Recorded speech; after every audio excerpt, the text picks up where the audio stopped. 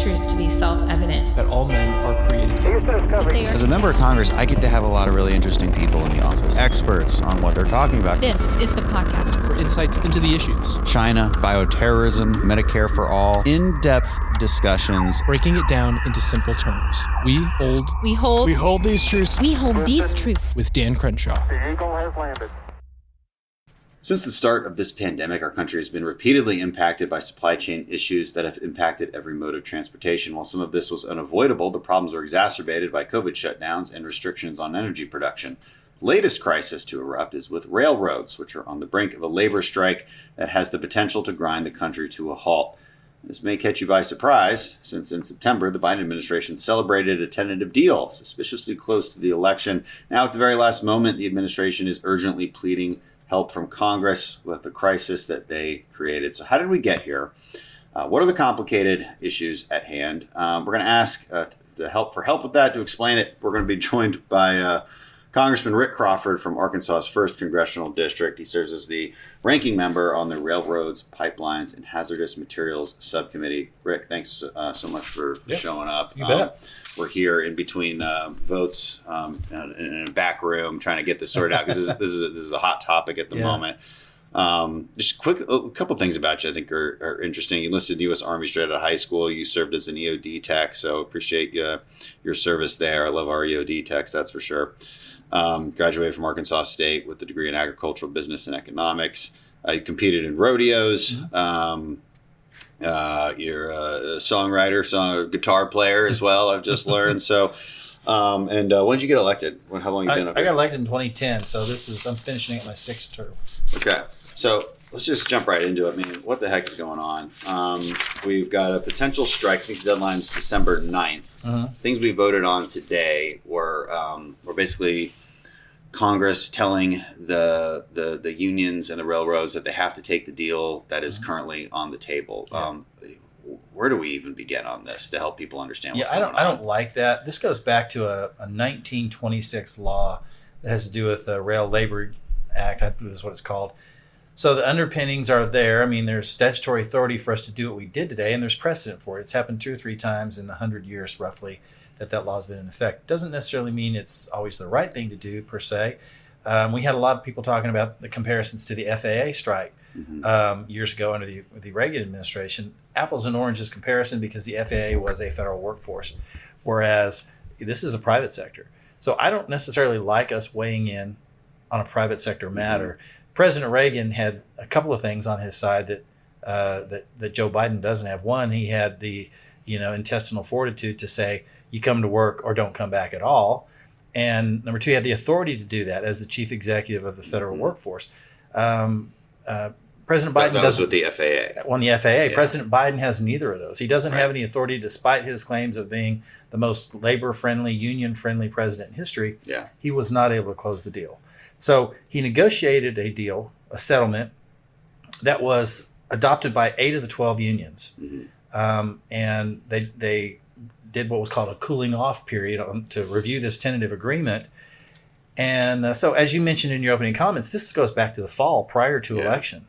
And that was, save the day because we've got midterm elections coming up and we don't need a rail strike prior to midterm elections. Let's go back even further. So you mentioned this particular law. I mean, the law's intent is good, right? It's to make sure that if in case unions and business and railroads can't come to a some kind of deal, the government steps in and says, we will not stop having railroads, because that would be devastating to our economy. So I get it, right? And I understand the intent. It's probably not perfect. Maybe when we're in power next year, we should look at that. Yeah. But so how often do these renegotiations happen between the railroads and the unions? Well, and that's the thing that I think probably chaps most people. It's somewhat arbitrary when they can decide they want more money. When can they say we're gonna get into another collective bargaining agreement because we're not happy with our deal? Right. And so there was some negative information that was put out there out of context about paid time off related to sick days. And most of these rail contracts had at least 3 weeks as a baseline. Yeah. And as your seniority grows, then that goes. You might go to 4 weeks and 5 weeks and so on. The other thing is, where else can you go with nothing more than a high school education and make $100,000 a year. Wasn't I mean, it more actually? Like I'm sorry, yeah. I think the average salaries we were looking at prior to this deal were like 130,000. I know it's like Not bad. It's not bad, and so then they get a 24% raise. They get 14% of which would have been immediate with the phase in of the balance over. So to clarify, that 24% raise is the deal that Biden's PEB, the Presidential Emergency Board. Mm-hmm. So they come in when the industry just is not working it out, right? So Biden assigns these people to come in and negotiate something, and this is what they came up. They kind of met in the middle, and it was sort of some broad agreement from industry, railroads, and unions. Like, okay, we kind of met in the middle, but then the unions, or at least the big unions, got greedy again, right? And said, no, a 24% increase just not good enough in pay is not good enough. And so that chaps the ass of a lot of Republicans here. We had a big debate about it earlier this morning, and Republicans were kind of on both sides of this issue in the vote. Those are the politics. And there were some interesting arguments about why. I personally have certainly split because I've got a lot of, especially chemical industry in my district, that they cannot handle rail stopping. Now, but on the other hand, it's like we know Democrats are going to pass it because it's their mess that they created. And the truth of the matter is, from what I'm hearing, and I want to get your opinion on this, the Biden administration negotiated this in a way that was way too favorable to unions, which made them greedy in the first place. Right. Because unions, there's a particular union culture that is very unique to America. I remember doing research on this when I was in undergrad, like the differences between Germany and the U.S. and some of it, like why I can't remember exactly what I was researching, but the reason our manufacturing culture was different. One of the main reasons in the literature was simply the way unions behave. The behavior of unions in Europe is very, very different than it is here. Here, it's like hostage taking. Oh, and that's exactly what's happening here. Basically, we have a $2 billion gun at our head every day if they stop. Because let's be honest about it, we have problems with throughout transportation. So you can't rely on trucking to pick up the slack. Number one, we have a deficit of drivers. Some 80,000 drivers that we don't have positions filled for. Number one. Number two, they can't handle the bulk commodity at the scale that the rail does. That's the value proposition of rail. Number three, pipelines aren't pumping those commodities like they should be, and you can't pump coal through a pipeline. So or chemical or a million things. A lot of things you can't go through a pipeline, and so you can't. What we have historically relied on is the interconnectivity of our modes of transportation. Rail is an inextricable part of that. Take that out of the equation, and you're looking at about a $2 billion hit per day. And this is not about Christmas, although the timing is terrible. It's about the season. It's about we're approaching winter. We're the Northeast corridor that relies heavily, say for example, on heating oil. Which is crazy, by the way. That's a whole other conversation. We can God forbid we build a pipeline for natural gas for exactly. those people. So I mean, it really tees up a huge problem for our economy. But at the heart of this is the failure of the president to be able to negotiate this deal. This is a guy who's been here since 1970. Union Joe. We thought he knew what he was doing. And he's the guy that can fix everything. He said that he was directly involved with negotiations. And then his press secretary came out twice and said he was not directly involved, or vice versa. And the point is, one of the two of them thought he was on the moon yesterday. Right. So I mean, so one of the two of them were lying. I mean, and possibly both. Who knows? But the point I'm trying to make is that this was punted to Congress to save face for the administration. Right.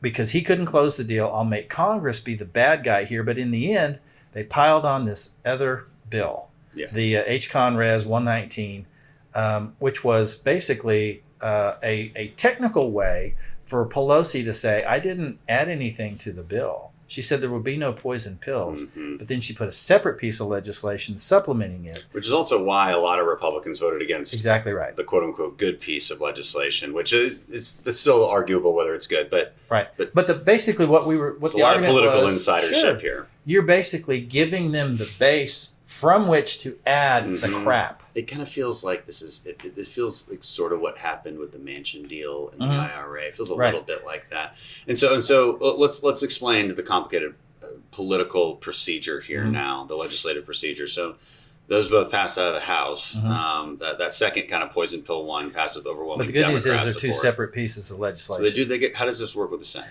So the Senate can pass either one or vote either one down. Okay, I was under the impression it would be combined, but it was not. They're not. And so I'm not sure, despite an awful lot of populists over on the other side, I'm not sure they have the votes to pass the HCon Res 119. Okay.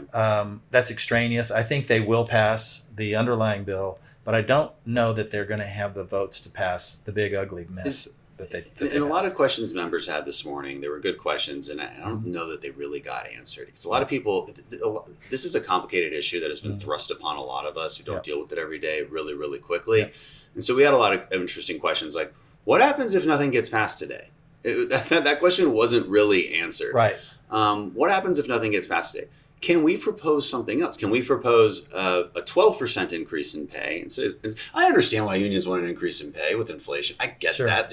The labor costs are increasing everywhere. Everybody, whether you're in a union or not, pay is increasing. I would argue it would increase just fine at a normal market rate without unions and their meddling, but which it is. Anyways, that was the question some people had. Can we propose a bill as Congress? Obviously, Democrats wouldn't help us with this. That was just a 12% increase in pay. Is there precedent for that? Sure, and that's the authority that we have under the 1926. So we can go into that much detail. We could do that. What was done initially by myself and Sam Graves, he's the Republican leader on transportation. We put the bill out there that basically said the PEB deal. Then the Dems said, oh, crap, we're going to have to pass this bill. Let's add 1 day of paid sick leave. Okay, 1 day. All right. What are you trying to do here? Yeah. I'll go along with that if that's what you got to do. But Speaker Pelosi says, but we're not going to do any poison pills. And then she follows up with a great big poison pill. Well, there was no talk about what they already have as a current contract of the 3 weeks base. But that's such a typical thing in government on all issues, right? Democrats always make it seem like Program X never existed before. It turns out there's like 12 of them. They act like we're starting from zero. We're not starting from zero. With every issue, that's how it is. They had an existing contract. They were getting an improvement in their wages and an additional day off, and it still wasn't good enough without them telling us what the deal was that they had in the first place. That was also some of the confusion, and really what really made a lot of members mad was not knowing the answers to these questions, and they weren't forthcoming. We had to go to the rail carriers ourselves, ask those questions. Really? Yeah, because the unions won't tell us. Yeah. So we had to go to the rail companies to find this out. And they're all, the union contracts are essentially the same. The rails do things differently. They might work on different shifts, all this other kind of thing. But a union contract's a union contract. So 8 of the 12 said yes to this deal, by the way. It was the 4 big ones that control a plurality of the union membership. So they've got the inordinate influence. Right. They said no, and that's really where the sticking point was. One question I have is how unions work. Like, who said no? Like, do they actually have to take a vote from their members? Well, this is a question that has bothered me for a long time. I come from a right-to-work state, so I'm not necessarily... same with us. Like, we barely have a union presence. Yeah, and so the union presence in our state is very limited. Rail is obviously an exception, but my concern has been, and kind of always will be, how much are the rank-and-file members actually getting to weigh in on these issues? And are they just blindly paying these union dues as a cost of doing business? Yeah, and who's to say if they just went independent, they couldn't get a better deal on the market, especially for these kind of skills. I'm going to tell you something. Exactly. I'm going to tell you something that might make a real difference. If your union dues were not withheld in your check, if you had to physically write the check for your union dues, you might rethink the value proposition of what you're paying the union bosses to do on your behalf. We should make that a law. I've talked about this. First off, I want to know, is that a tax deductible item? Is it a pre-tax withholding? But is it a withholding that is sort of administratively handled so you don't feel it? And you can't even get hired to these companies if you're not. It's a requirement. You have to be, and so it just goes against everything. Free market, oddly, Amazon voted down union in several locations. They didn't want to be a part of union. You know why? Because people want to keep more of their money. That's why.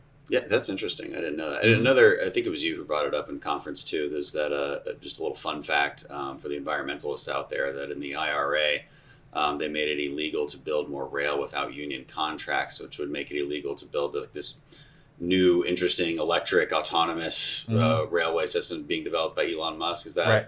Sure. It wasn't me that brought it up, but that's a good point that they have their hands in everything, and we sit back and talk about how we need to advance infrastructure investment and all these things. What do you think the biggest cost of infrastructure investment is? Labor. Yeah. So We need to think about, in terms of infrastructure investment, buy America. I mean, why are we allowing foreign countries to come in and even have a seat at the table? And the conversation we've been having just as a country over the last couple of years is automation going to kill jobs? Like, or nobody's going to have a job anymore. And I'm like, look around. It is completely the opposite problem. Right. You need more automation because we have... It improves the labor shed because the skill set improves. And that's kind of what you want, right? I mean, you want people with a fuller complement of skills to be able to address these issues and be able to grow into technology and do things more efficiently. And the more efficient we are, the more environmentally friendly we are. And I guarantee, if you asked even, I bet I can find something that we agree with on the unions, is that they probably don't have enough workers. Yeah, no, I think that's but we pretty can all much agree in on any that. category. I think that's true. So, this strange fear of automation, whether it's trucking or rail or literally anything, has always been a strange one to me. I mean, nobody can find workers. That's a separate topic. All right, we went through that pretty quick, and I think got the down and dirty, which is what I wanted to do. What is there anything we're missing on the politics of this, on the policy? Or now that this is passed, is it the president will sign it and it's just kind of over? But that's not really true either. They could come to a different deal by December 9th. So December 9th is a drop dead date, but I can tell you this, and you mentioned this before in your district where you have the petrochemical industry that's moving hazmat. They're going to stop right now. They're not waiting to December 9th if this doesn't get signed, because they've got to move their product back to home base, and they don't have time. That was a problem for me. This is why I was torn on this legislation. So the hazmat carriers they're really under the gun on this deal. So they're not waiting till December 9th because they can't afford to wait. They can't. Right. So they have to start moving now. So this is somewhat of a lifeline to the hazmat carriers. However, between now and December 9th, the unions could come to some other agreement, and as long as they agree with it, it trumps our legislation. It's hard to imagine that. Why would the rail companies now having this deal? Rail companies have no incentive. They have no incentive to go back to the table and say, okay, we'll give you more. Yeah. And they've shown bad faith because 8 out of the 12 said yes, and the 4 holdouts. The unions have shown bad faith. Have showed bad faith, and why would they go back to the table? Now, another good argument that a lot of Republicans made, and this is because this is frustrating. This is inflationary. I mean, you're getting a 24%. You're adding a 24% extra cost to the cost of doing business. This is inflationary, and it never goes back. Yeah, it'll never go back to the baseline. We're not. This isn't Walmart. We're rolling back prices to serve you better. I mean, that's never going to happen. Yeah. So we have set, raised the bar now for the cost of rail, and who pays for that? The consumer. And then the question is, because people are going to be mad about that. Okay, Republicans, and why did some Republicans vote for it? And could we have done anything better? Like, because even I'm trying to think through this. Even if we were completely united against it, the Democrats still would have passed it out of the House. I'm not sure the Democrats could have passed that underlying bill on their own. They had a bunch of holdouts. Should we have stood stronger? I don't know. But the problem is then you risk shutting it down. When you have this $2 billion sword of Damocles hanging over your head. That's the motivator. I mean, nobody likes these are the kind of choices we have. Right. And nobody likes being in that position. And so that's why I do this podcast, is because I like to help people understand. Sure. Like, it's easy to call somebody a rhino for this or that. These things issues like this are actually very interesting. It's actually rare that we get to have these kind of debates. Well, and I know that you can vote no and you're fine. Yeah. You can vote no on everything. Why even hire staff? But if I always wonder why the guys who vote no hire staff. Just get that money back to the taxpayer. Don't hire staff. So, I mean, the point is, it's hard sometimes to vote yes. This is one of those times when you just got to hold your nose and do it. And look, folks back home get it. We can't hold this economy hostage, as frail and fragile as it is, courtesy of President Biden. We can't hold this economy hostage at a cost of $2 billion a day. Right. And that's the argument for it. The arguments against it, you've heard. I'll be honest, I voted against it, but I'm on a knife edge here, right? Just like we all are. A lot of Republicans are split on this. And so I wanted to explain that to the public. I think it's an interesting topic. Rick, thank you so much for being on. They're calling us back in because we got to go vote on yet another contentious subject. We got to have a podcast on that one too. That is a topic in and of itself. Thanks, man. Appreciate it. Of course, Rick. Thanks. Of course, Rick. Thanks.